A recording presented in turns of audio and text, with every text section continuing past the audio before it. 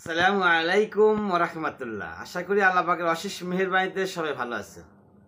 রাসূল সাল্লাল্লাহু আলাইহি সাল্লাম, আমরা জানবো আজকে রাসূল সাল্লাল্লাহু আলাইহি সাল্লামের উপদেশ, 7টি উপদেশ। রাসূল সাল্লাল্লাহু আলাইহি সাল্লামের উপদেশ জানা এটা প্রত্যেক মুসলমানের দায়িত্ব এবং কর্তব্য, এবং সেই উপদেশগুলো অন্যের কাছে পৌঁছে দেওয়া এটাও একটা দায়িত্ব, বিশাল দায়িত্ব। বাল্লিগু আন্নি ওয়ালা আয়া, তুমি যদি একটি আয়াত জানো সেটা অন্যের কাছে পৌঁছে দাও। নবী মুহাম্মদ সাল্লাল্লাহু আলাইহি সাল্লাম বলেছেন। অতএব আমরা নবী সাল্লাল্লাহু আলাইহি সাল্লামের এই বাণীগুলো জানবো এবং অন্যের কাছে সেটা পৌঁছে দেওয়ার চেষ্টা করবো ইনশাআল্লাহ তাআলা। আসুন জেনে নেই। নাম্বার 1, একটা হচ্ছে গরিবদের ভালোবাসতে হবে, তাদের সাথে উঠা বসা করতে হবে। গরিবদেরকে ভালোবাসতে হবে এবং তাদের সঙ্গে উঠা বসা করতে হবে। আমরা অনেকেই আছি গরিবকে ভালোবাসি। কীরকম ভালোবাসি?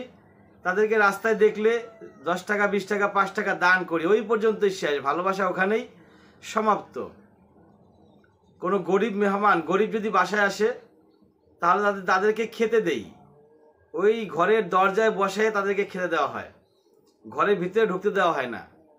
মেহমান যদি হয়, আমাদের নিজস্ব আত্মীয় স্বজনও যদি হয়, তারাও যদি গরিব হয়, তাদের সঙ্গে আচরণবিধি বেশি একটা ভালো হয় না। আর এই কাজগুলো করলে এটা নবী সাল্লাল্লাহু আলাইহি সাল্লামের বিরুদ্ধে চলে যায়। কারণ নবী সাল্লাল্লাহু আলাইহি সাল্লাম বলছেন গরিবকে ভালোবাসো এবং তাদের সঙ্গে উঠা বসা করো। নাম্বার 2, দুনিয়ার ব্যাপারে সবসময় নিজের চেয়ে নিচের দিকে তাকাও, উপরের দিকে নয়।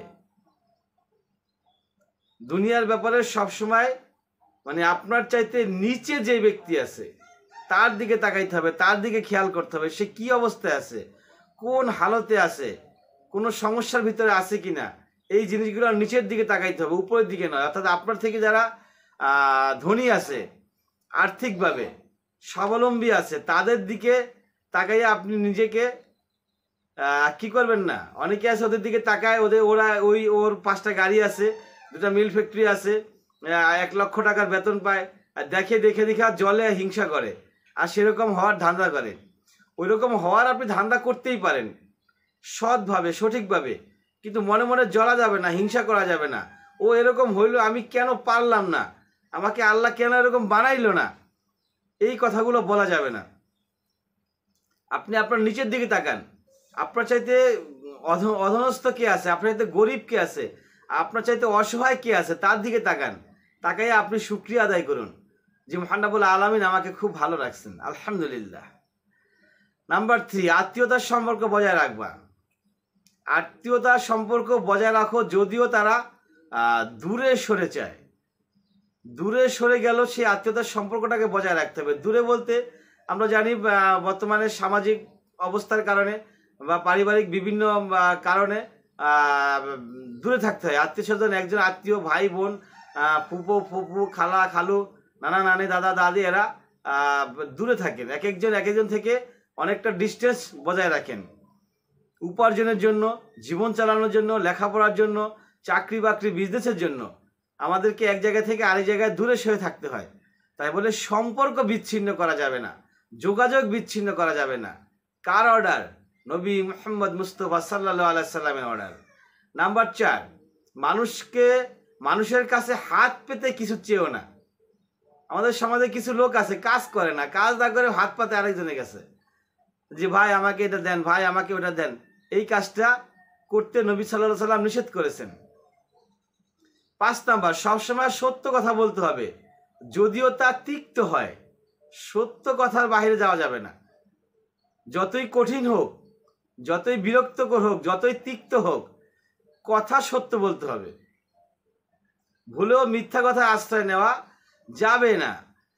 6, আল্লাহর পথে চলতে গিয়ে নিন্দাকে ভয় করা যাবে না।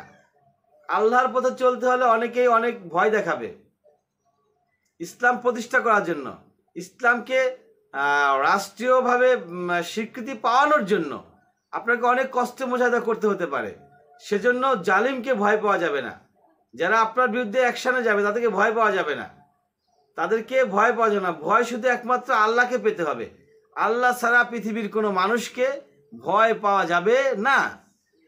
নাম্বার 7, সর্বশেষ নাম্বার 7, বেশি বেশি লা হাওলা ওয়ালা কুওয়াতা ইল্লা বিল্লাহ পাঠ করতে হবে, কেননা এটি আরশের নিচের সংরক্ষিত এবং এক মহামূল্যবান সম্পদ।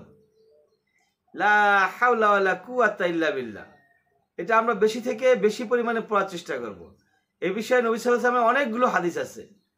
এটাকে নবী সাল্লাল্লাহু আলাইহি ওয়াসাল্লাম বলেছেন জান্নাতের গুপ্তধন হচ্ছে লা হাওলা ওয়ালা কুওয়াতা ইল্লা বিল্লাহ। জান্নাতের দরজা সমূহের একটি হচ্ছে লা হাওলা ওয়ালা কুওয়াতা ইল্লা বিল্লাহ। লা হাওলা ওয়ালা কুওয়াতা ইল্লা বিল্লাহ পাঠকারী ফেরেশতারা তার জন্য দোয়া করে থাকেন। গুনাহ তো মাফ হয়, দারিদ্রতা দূর হয়ে যায়, গায়েবী সাহায্য চলে আসে যদি এই লা হাওলা ওয়ালা কুওয়াতা ইল্লা বিল্লাহ নিয়মিত পাঠ করা যায়। এবং সর্বশেষ হচ্ছে 5 ওয়াক্ত নামাজ, এটা কখনোই মিস করা যাবে না। যেই হালতে থাকি না কেন নামাজ পড়তেই হবে। ওয়া আখির দাওয়ানা আলহামদুলিল্লাহি রাব্বিল আলামিন।